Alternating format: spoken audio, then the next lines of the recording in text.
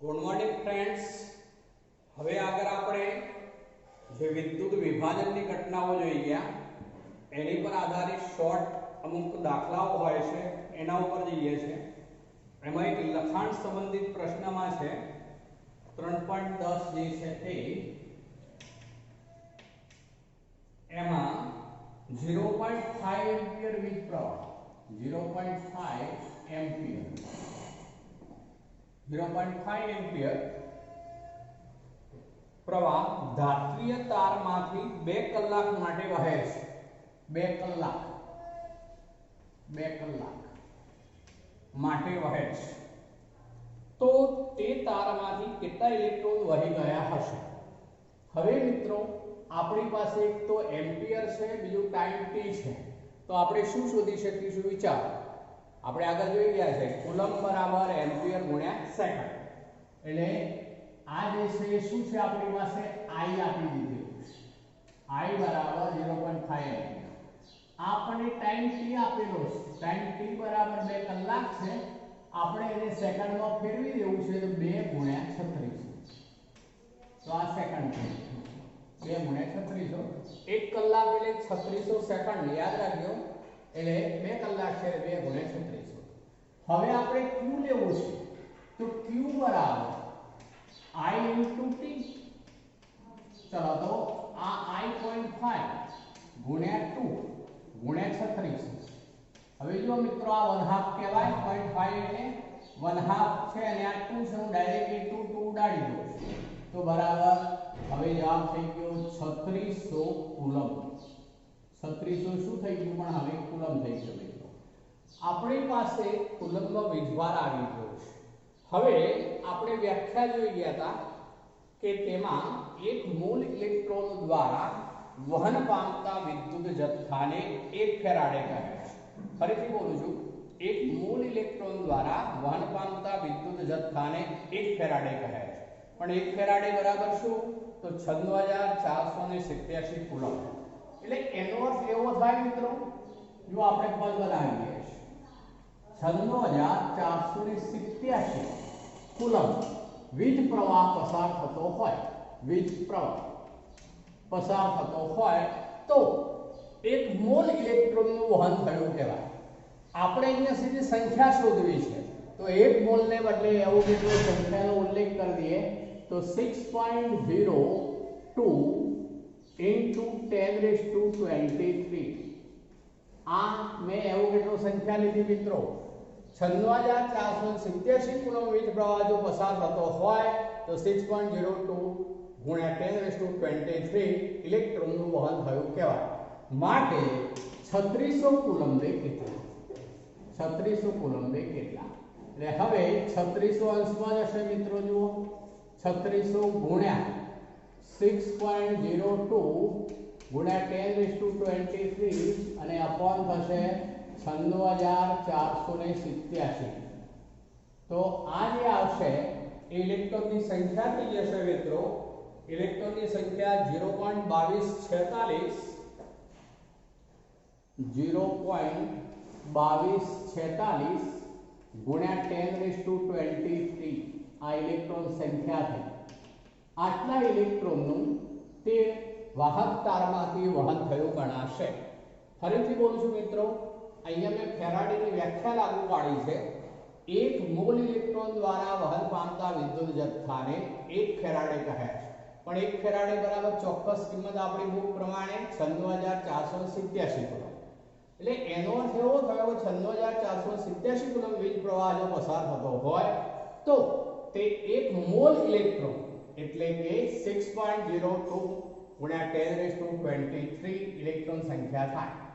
માટે 3600 કુલમ્બ વીજ પ્રવાહ પસાર થાય તો 3600 કુલમ્બ વીજ પ્રવાહ પસાર થતો હોવાથી કેટલા? એટલે 3600 અંશમાં ગયા ગુણ્યા 6.02 ગુણ્યા 10⁻23 ભાગ્યા 96487 તો બરાબર 0.2246 ગુણ્યા 10⁻23 ઇલેક્ટ્રોન સંખ્યા થાય।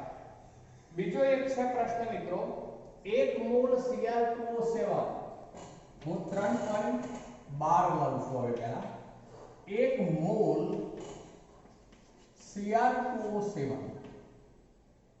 નું સંપૂર્ણપણે નું સંપૂર્ણપણે રિડક્શન કરવા માટે કેટલા વિદ્યુત જથ્થો જરૂરી બને?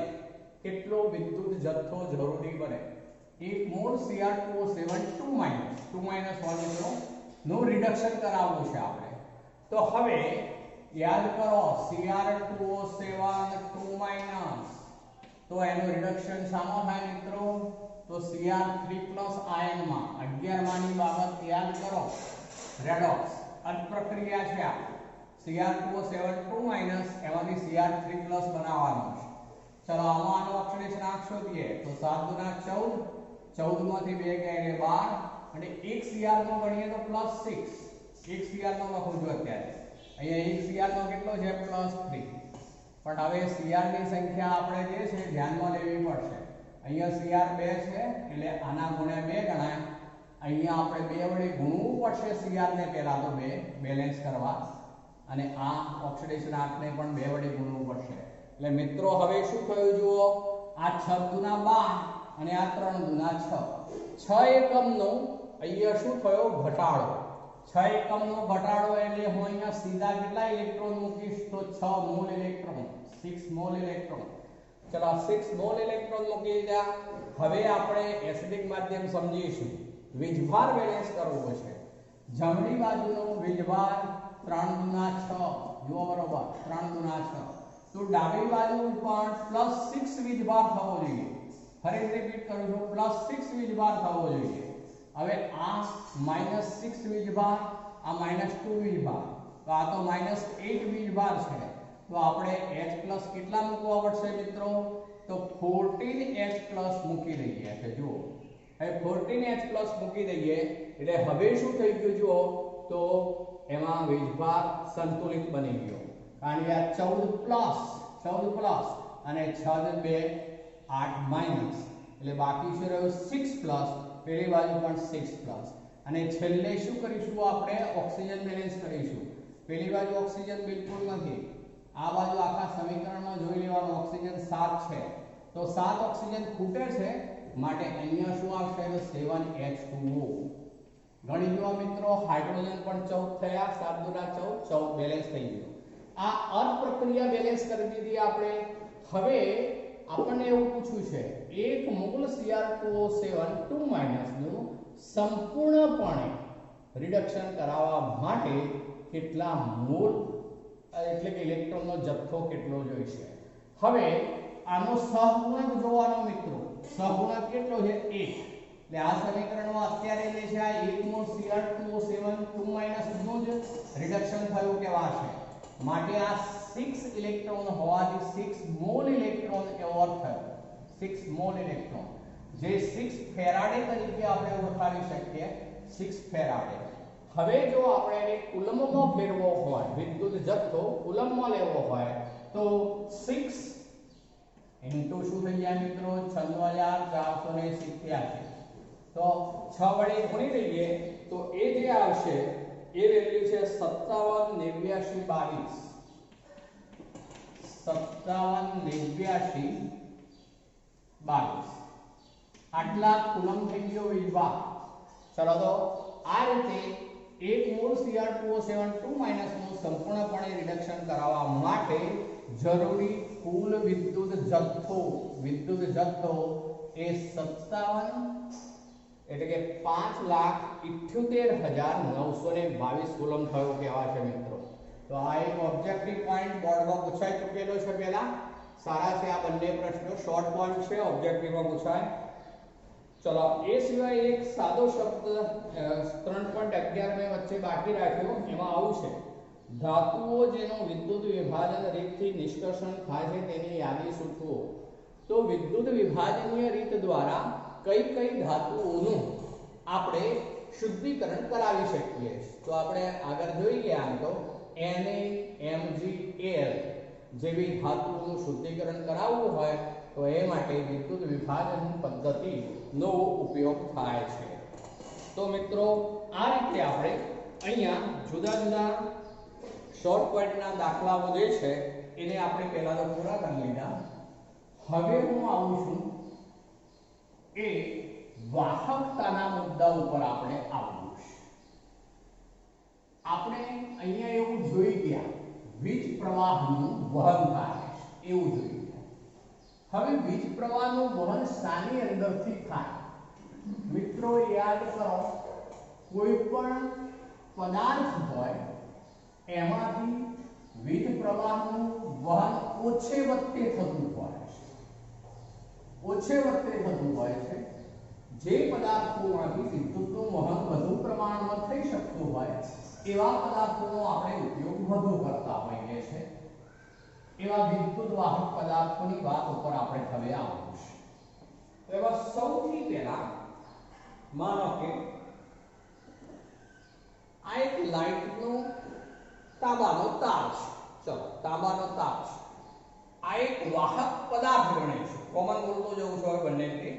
આ એક વાહક પદાર્થ છે, અહીંથી આપણે વીજ પ્રવાહ પસાર કરવો છે, આમાંથી પસાર થઈને બીજે છેડેથી બહાર નીકળતો હોય તો એ વીજ પ્રવાહનું વહન થાય ત્યારે તેને વિદ્યુત અવરોધ નડે છે। તો કોઈ પણ પદાર્થમાંથી જ્યારે વીજ પ્રવાહનું વહન થાય ત્યારે જે નડશે તે અવરોધ સ્વરૂપે ઓળખાય છે। ફરીથી રિપીટ કરું છું મિત્રો, કોઈ પણ વાહક પદાર્થમાંથી વીજ પ્રવાહનું વહન થાય ત્યારે તેને કોઈક ને કોઈક અવરોધ નડતો હોય છે। એ અવરોધને કેપિટલ R સંજ્ઞા દ્વારા દર્શાવવામાં આવે છે। અવરોધ R એટલે આમ તો અવરોધ એટલે રેઝિસ્ટન્સ, રેઝિસ્ટન્સ માટેનો અર્થ થશે R, માટેનો સિમ્બોલ આપવામાં આવે છે R, તો અવરોધ R તરીકે ઓળખાશે। અવરોધ R રેઝિસ્ટન્સ, ચલો વિચારો મિત્રો, એને વિસ્ટન બ્રિજની મદદથી માપી શકાય છે, ફિઝિક્સમાં પણ આવે છે। આ અવરોધ R વિસ્ટન બ્રિજની મદદથી માપી શકાય છે કે પદાર્થમાં કેટલો અવરોધ રહેલો છે। હવે કોઈ પણ વાહક તારનો અવરોધ જે છે એ વાહકનો વાહક તાર એકલો જ હોય એવું નહીં, દ્રાવણ પણ હોઈ શકે। તો કોઈ પણ વાહકનો અવરોધ R તેની લંબાઈના સમપ્રમાણમાં અને આડછેદના ક્ષેત્રફળ A ના વ્યસ્ત પ્રમાણમાં હોય છે। ફરીથી રિપીટ કરું છું મિત્રો, કોઈ પણ વાહકનો અવરોધ R તેની લંબાઈના સમપ્રમાણમાં અને આડછેદના ક્ષેત્રફળના વ્યસ્ત પ્રમાણમાં હોય છે। તો આપણે એ બંને અહીંયા જોઈએ તો R is proportional to, અહીંયા લંબાઈ L લઈએ છે, છેદમાં આડછેદનું ક્ષેત્રફળ A। તો મિત્રો આવું સૂત્ર બને, R is proportional to L by A। ચલો અહીંયા L એટલે લેન્થ એટલે વાહક જે છે એની લંબાઈ એવો અર્થ થશે, અને A એટલે આડછેદનું ક્ષેત્રફળ। R is proportional to L by A, અર્થ એવો થશે કે જેમ વાહકની લંબાઈ વધુ હોય તો અવરોધ વધુ હોય। કેમ મિત્રો? તો એને વધુ ડિસ્ટન્સ સુધી પસાર થવાનું હોય અને માટે સ્વાભાવિક છે અવરોધ વધુ નડે। જો ડિસ્ટન્સ નાનું હોય, વાહક નાનો હોય તો અંતર નાનું હોવાથી અવરોધ પણ ઓછો હોય, પણ ડિસ્ટન્સ વધે તેમ વાહક જે છે એ વીજ પ્રવાહને પસાર થવામાં અવરોધ વધારે નડતો હોય છે। એટલે લંબાઈના સમપ્રમાણમાં હોય, સરળ બાબત છે, ધ્યાન રાખજો। બીજું છે આડછેદના ક્ષેત્રફળ A ના વ્યસ્ત પ્રમાણમાં હોય। શું? આડછેદના ક્ષેત્રફળ A ના વ્યસ્ત પ્રમાણમાં હોય છે। એટલે એનો અર્થ એવો થયો કે વાહકનો આડછેદનું ક્ષેત્રફળ A જેટલું નાનું હશે એટલો અવરોધ કેવો હશે મિત્રો? વિચારો, જેટલો A નાનો હોય તો અવરોધ R વધુ હોય, કારણ કે બે વચ્ચે સંબંધ કયો છે? વ્યસ્ત પ્રમાણનો। એટલે અર્થ એવો થયો કે અવરોધ જે છે એનું મૂલ્ય આડછેદના ક્ષેત્રફળ પર રહેલું છે। હું વાહક તારના અનુસંધાનમાં કહું તો તાર જાડો હોય તો આડછેદનું ક્ષેત્રફળ વધુ હોય, એ વખતે વાહકનો અવરોધ ઓછો હશે, કારણ કે વધુ જાડો વાહક હોવાને કારણે સરળતાથી તેમાંથી વહન થઈ શકે। પણ વાહક જો પાતળો હશે તો એનું આડછેદનું ક્ષેત્રફળ જે છે એ ઓછું હશે મિત્રો, તો એ વખતે એમાંથી વીજ પ્રવાહનું વહન થવામાં અવરોધ વધુ નડશે। માટે r is proportional to l by a આ સૂત્ર આપણું થયું. ચલો અહીંયા માટે r બરાબર, હવે એક અચળાંક મૂકું છું મિત્રો, એને રો તરીકે અહીંયા લઈએ છે, rho into l by a, rho into l by a, r બરાબર rho into l by a. આ રો સપ્રમાણતા અચળાંક, રો સપ્રમાણતા અચળાંક તરીકે આપણે લીધો અહીંયા, પણ એ રો જે છે એને કહેવાશે વિશિષ્ટ અવરોધ અથવા તો અવરોધકતા અથવા પ્રતિરોધકતા. આપણી નવી બુકમાં આઈયુપીએસસી સંસ્થાએ તેને પ્રતિરોધકતા તરીકે માન્યતા આપેલી હોવાથી આ રો જે છે એને કહીશું પ્રતિરોધકતા, પ્રતિરોધકતા. હવે સમજો મિત્રો, હું એક તો પહેલા r જે છે એની વાત કરું છું, તો r નો એકમ જે છે એ છે ઓમ. r નો એકમ જે છે એ ઓહમ તરીકે ઓળખાશે, જેનો સિમ્બોલ આ રીતનો છે મિત્રો. r જે છે એ રો તરીકે ઓળખાશે,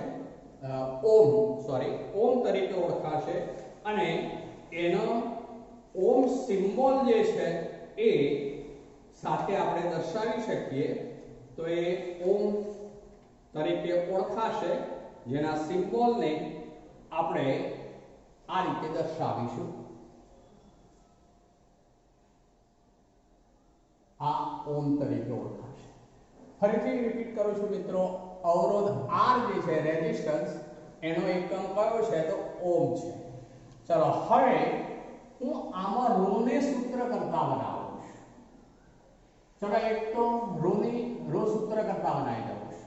ચલો રો સૂત્ર કરતા બનાવો તો શું થાય છે જુઓ. ચલો તો રો બરાબર r ઇન્ટુ આ એ ઉપર જશે મિત્રો, અને છેદમાં શું આવી જશે l. બરોબર છે ને? જુઓ, રો સૂત્ર કરતા બનાવ્યો આપણે, પ્રતિરોધકતા રો બરાબર અવરોધ r into a by l, a by l. હવે આ રો જે છે એની વ્યાખ્યા બનાવું છું, પ્રતિરોધકતાની વ્યાખ્યા. સમજો, જ્યારે વાહકની લંબાઈ એકમ હોય, એટલે કે l ની કિંમત 1 લઈએ છે. ફરીથી રિપીટ કરું છું, જ્યારે વાહકની લંબાઈ 1 હોય, એકમ હોય, તો l ની કિંમત 1 થાય.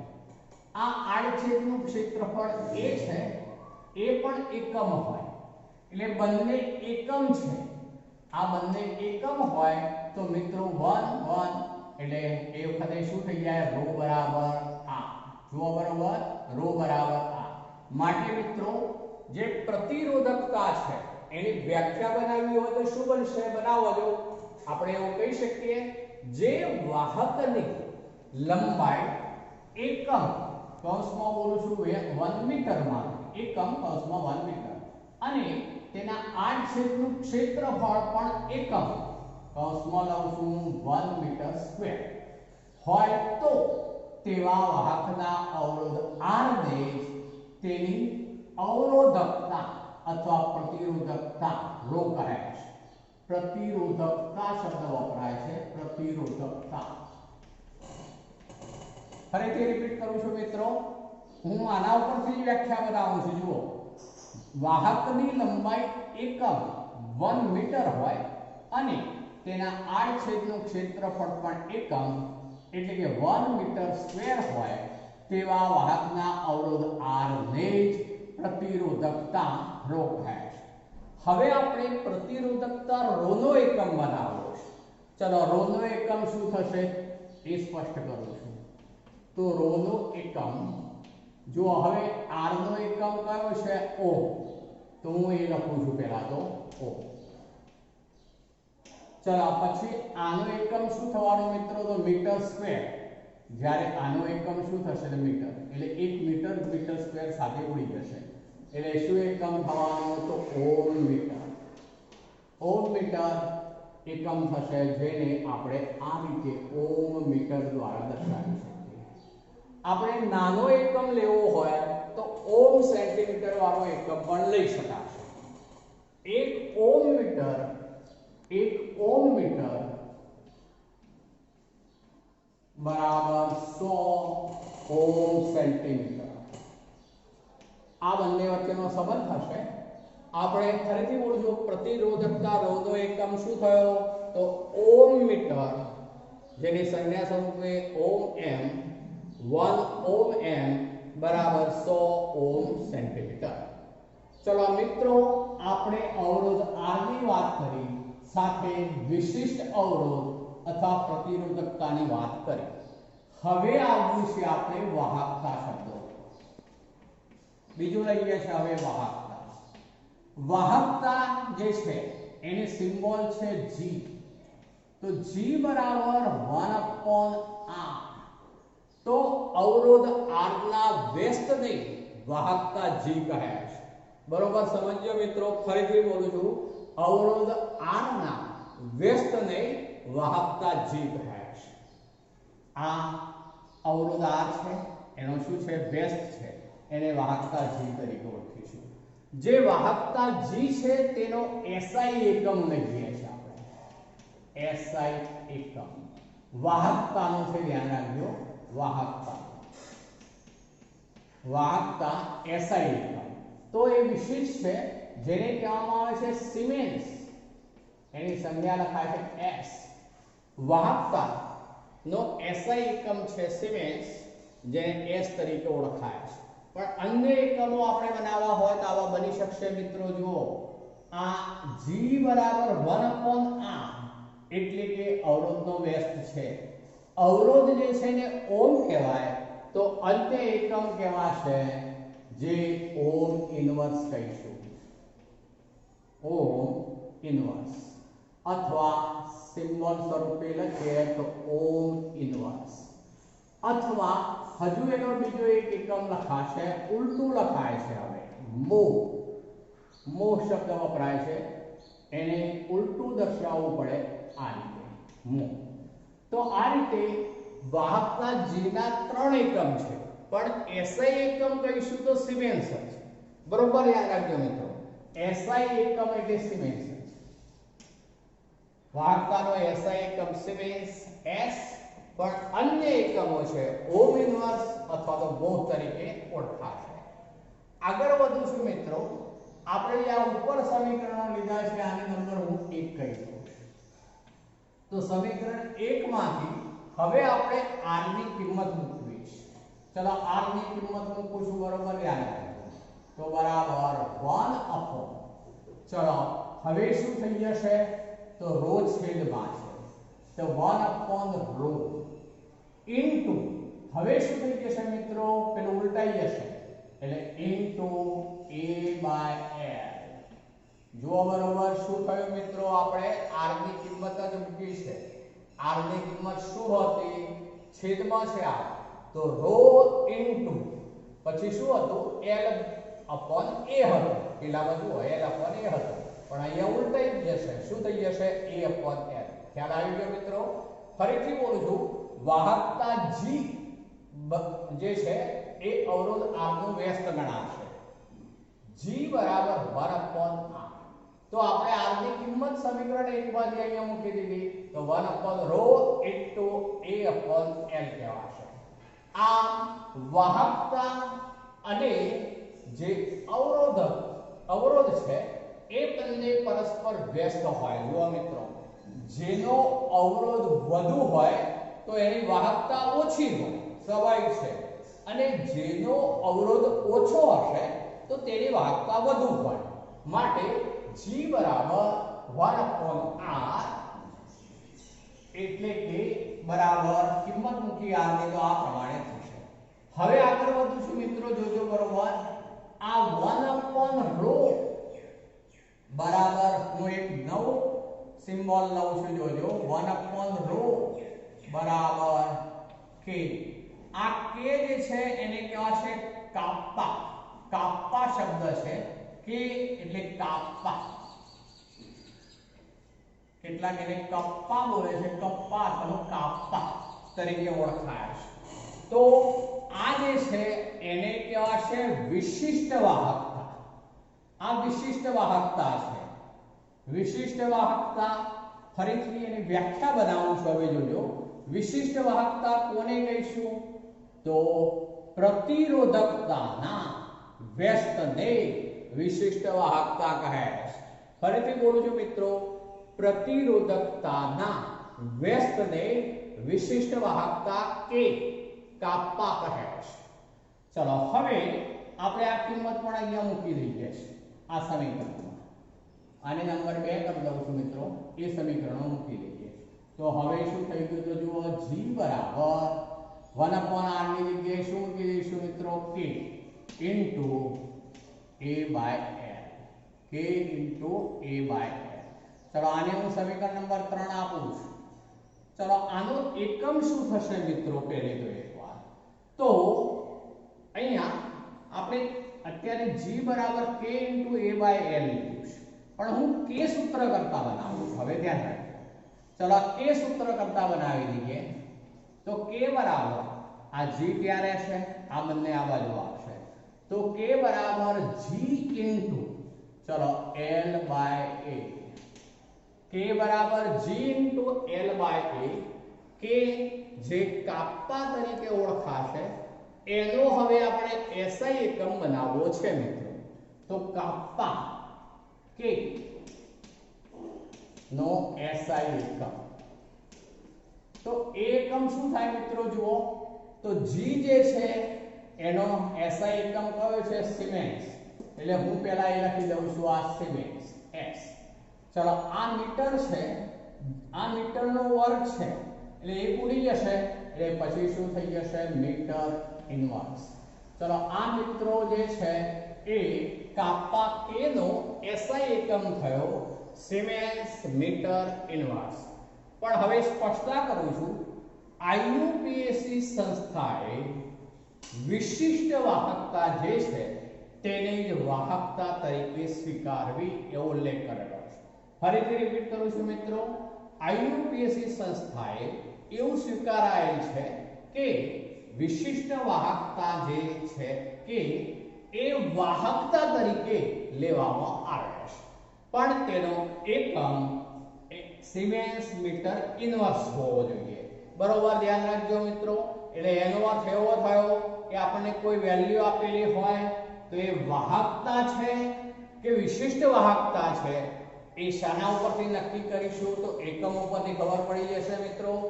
એટલું સિમેન્સ આપ્યું હોય તો એ g નું મૂલ્ય છે. ફરીથી બોલું છું, એટલું સિમેન્સ આપ્યું હોય તો એ g નું મૂલ્ય છે, પણ જ્યારે સિમેન્સ મીટર ઇન્વર્સ આપેલું હોય તો ત્યારે તે વિશિષ્ટ વાહકતા k નું મૂલ્ય છે. એ રીતે બરોબર ધ્યાન રાખજો મિત્રો, કારણ કે દાખલાઓ ગણવા માટે આ બધા સૂત્રોનો આપણે વારંવાર ઉપયોગ કરવાના છે. ચલો હવે આ વાહકતા ને SI એકમ આપણે લીધો સિમેન્સ મીટર ઇન્વર્સ, પણ એનો નાનો એકમ લેવો હોય તો નાનો એકમ તો સિમેન્સ સેન્ટીમીટર ઇન્વર્સ તરીકે લેવાશે. નાનો એકમ છે મિત્રો, એ ધ્યાન રાખજો. ચલો હવે આપણે વાહકતાની પણ વાત કરી, વિશિષ્ટ વાહકતા જે છે એની વાત પણ કરી આપણે. હવે આપણે આગળ વધવું છે. એમાં પદાર્થો જે છે વાહકતાનો જે ગુણધર્મ છે એનો આધાર શાના ઉપર રહે છે? પદાર્થની વાહકતાનો આધાર જે છે એ મુખ્યત્વે બે બાબતો ઉપર રહેલો છે. ફરીથી રિપીટ કરું છું મિત્રો, પદાર્થની વાહકતાનો આધાર એ બે બાબતો ઉપર રહેલો છે.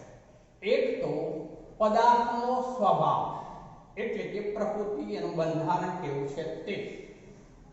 પદાર્થનો સ્વભાવ, પ્રકૃતિ એની કેવી છે તેનું બંધારણ કેવું છે તે. બીજું એકમ જે છે એ તાપમાન, પ્રયોગ દરમિયાનનું તાપમાન અથવા દબાણ. તાપમાન અથવા દબાણ એ પણ વાહકતા માટેનું અસરકારક પરિબળ છે. હવે જે વાહકતા મૂલ્ય હોય છે તેના આધારે આપણે પદાર્થોને ત્રણ વિભાગમાં મુખ્યત્વે વહેંચી શકીએ. વાહકતા ના આધારે પદાર્થોનું વર્ગીકરણ, પદાર્થોનું વર્ગીકરણ. તો મુખ્ય આપણે 3 પ્રકાર પાડીશું મિત્રો, મુખ્ય 3 પ્રકાર. ચલો એમાં એક છે વાહક, બીજું છે અવાહક, ત્રીજું છે અર્ધવાહક. સામાન્ય તાપમાને જે પદાર્થોની વાહકતા વધુ હોય તેવા પદાર્થોને વાહક પદાર્થો કહે છે. ફરીથી રિપીટ કરું છું મિત્રો, સામાન્ય તાપમાને જે પદાર્થોની વાહકતા વધુ હોય તો તેમને વાહક પદાર્થો કહે છે. ચલો વાહક પદાર્થોમાં બધી જ ધાતુઓ આવે, ધાતુઓ બધી જ વાહક પદાર્થ છે. મિશ્ર ધાતુઓ પણ આમાં જ આવે, મિશ્ર ધાતુઓ પણ એમાં આવે. એ ઉપરાંત આમ તો જે ગ્રેફાઇટ છે એ અધાતુ છે મિત્રો, તમને ખબર હોવી જોઈએ. કાર્બન બ્લેક છે, ગ્રેફાઇટ છે, તો એ વાસ્તવમાં અધાતુ છે, તેમ છતાં એ પણ આમાં વાહક તરીકે વર્તે છે. કાર્બન બ્લેક, કાળો કોલસો, ગ્રેફાઇટ, ગ્રેફાઇટ, ચલો એ પણ વાહક પદાર્થ તરીકે વર્તે. એ ઉપરાંત કેટલાક કાર્બનિક પોલિમર સંયોજનો છે, એ કાર્બનિક પોલિમર પણ વાહક પદાર્થો છે. કાર્બનિક પોલિમર, ફરીથી બોલજો, વાહક મોટાભાગની તમામ ધાતુઓ આવી ગઈ, મિશ્ર ધાતુઓ પણ આવે.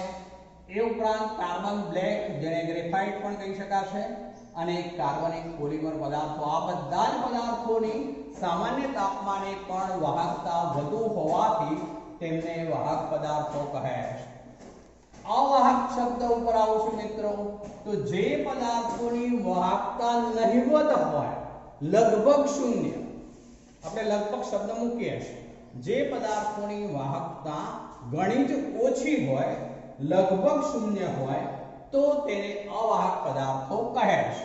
ચલો અવાહક પદાર્થોના ઉદાહરણમાં છે કાચ, કાચ, અને બીજું છે સિરેમિક્સ, સિરેમિક્સ. કાચ અને સિરેમિક્સ એ અવાહક પદાર્થો કહેવાશે મિત્રો. ત્રીજા મુદ્દા ઉપર આવીએ છીએ હવે અર્ધવાહક. તો અર્ધવાહકોમાં એક તો સિલિકોન, સિલિકોન.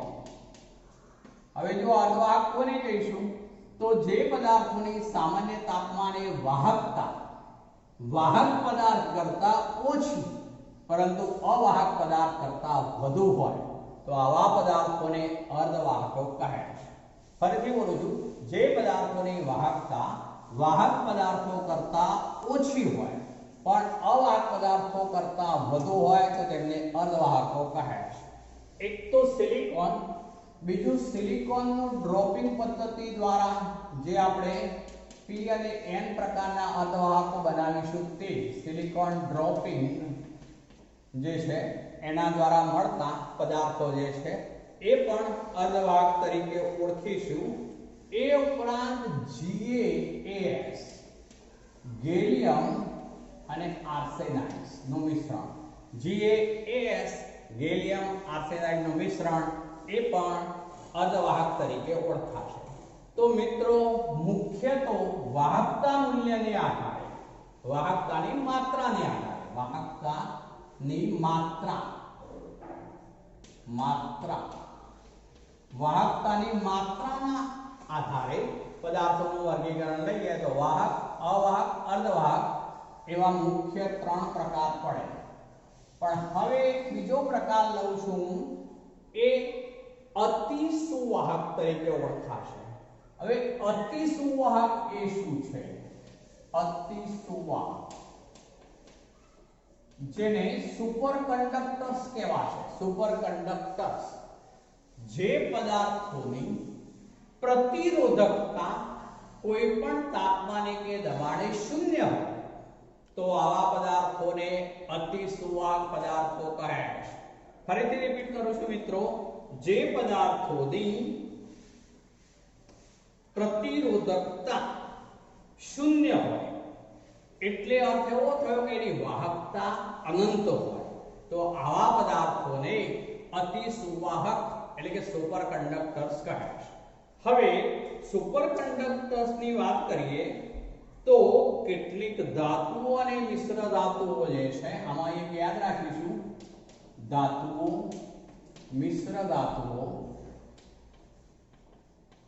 પણ એ 0 થી 15 કેલ્વિન 0 થી 15 કેલ્વિન જેવા નીચા તાપમાન અતિ સુવાહક તરીકે વર્તે. નીચા તાપમાને અતિ સુવાહક તરીકે વર્તે. ધાતુઓ, મિશ્ર ધાતુઓ કેટલી 0 થી 15 કેલ્વિન જેવા નીચા તાપમાને તે જે છે એ અતિવાહકો અથવા અતિ સુવાહક તરીકે ઓળખાશે. અતિવાહક શબ્દ પણ વપરાય, અતિ સુવાહક અથવા અતિવાહક.